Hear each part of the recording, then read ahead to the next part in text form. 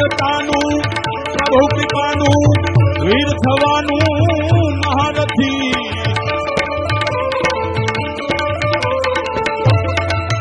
વિકવા વરવાનું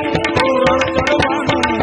આ મર્દોનું કામ નથી આ ના મર્દોનું